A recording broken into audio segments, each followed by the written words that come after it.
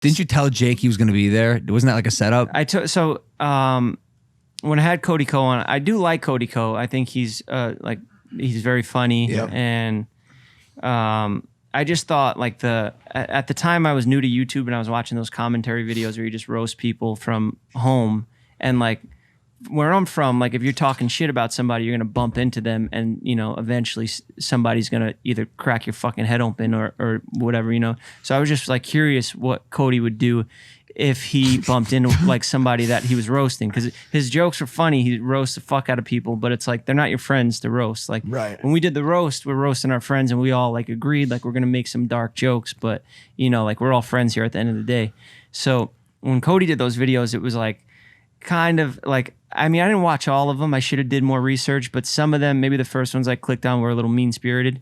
And don't get me wrong, I'm not sitting here saying Cody's completely wrong. Like, you guys are angels because you guys deserve some of the stuff that you were getting all of it for. Yeah. But I wanted to see how he would react in an environment where he bumped into one of these guys. So basically, like, I was prepared for, like, if Jake did do something, try something, like I had guys there. That's why I had the whole crew there. Normally it's just one-on-one. But like just to like break it up, you know, because I don't want to set anybody up to get there, to actually get beat down, you know. I don't think Cody would want to like even fight.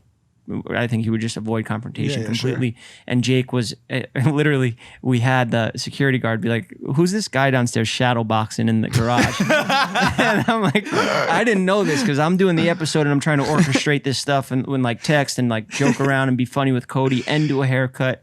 And I have all this shit going through my head. So when he finally, like when we finally get to the question when I'm like, who's your favorite YouTuber?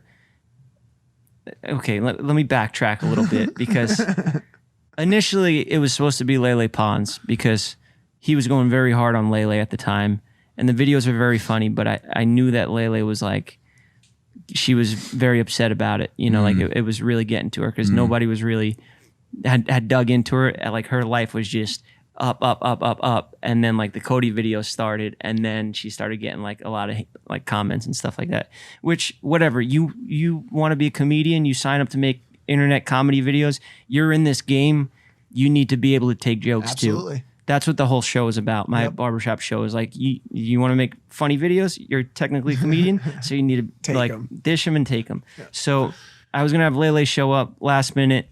Her management pulled the plug. They were like, no, she's not going anywhere near that guy. I texted Jake. I was like, Jake, it'll be funny if you pop out. And like Jake took it as like, oh, this is a great opportunity for me to make a anti-cyberbullying campaign. And I'm like, well, fuck, bro. You know, like, let's communicate a little bit. Like, we're not on the same page because I want to make a funny bit out of it. Like, just maybe like he pops up and Cody's like scared for a sec. Yeah. And then like we all joke around and laugh about it and like the fucking jokes stop. You know, like Cody maybe like could ease up on Jake or maybe make a joke out of that situation.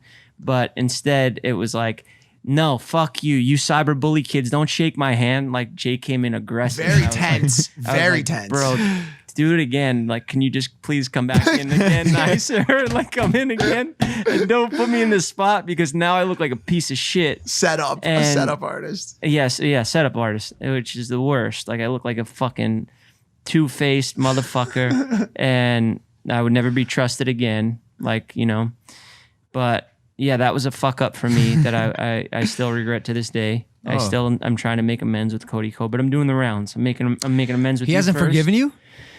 He has, but I think the internet, like the drama channels and shit, like a lot of people had their opinion on it and they kind of drove people to cancel me and make it look like what I did was so horrible. And then that got in his head and he was like, you know what? Yeah, Jeff did kind of fuck me over because we hiked after. We went, like Cody and I went for a run together after, just me and him. Like we were having a great time and we were laughing about the whole situation. And Cody initially didn't give a fuck, and I think he was influenced to actually like have some resentment towards me after that by the internet. And recently I don't know if I want to keep this a secret, but recently he reached out and he said he would be down to do a redo and make amends. Oh, that's cool. You should. And also, like, cool. Watching from the outside, like, his style of video and his formatting and his comedy has evolved and grown so much over the past couple years. And, like, maybe that was a catalyst for him to stop. But because honestly, like, bro, I got 1 million subscribers from it. Cody got 3 million.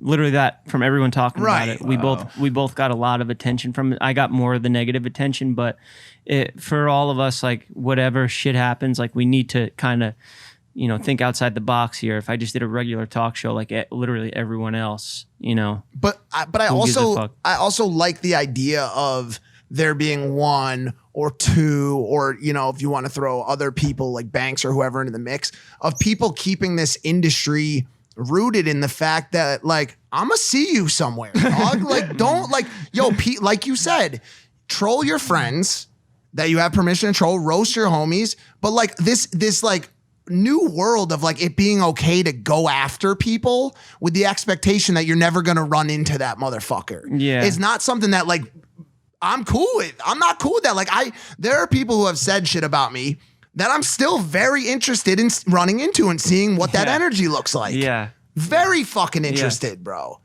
Because like that idea that you could just go and just by the way, because I don't do that shit. I don't go off on fucking people and say terrible I do, shit. But I do it in person. But also you do it to That's true. That's true. That's so true. That's very true. But also you do it to people that are like willing and on board and all that shit. Like, there are people out there who, yo, quite honestly,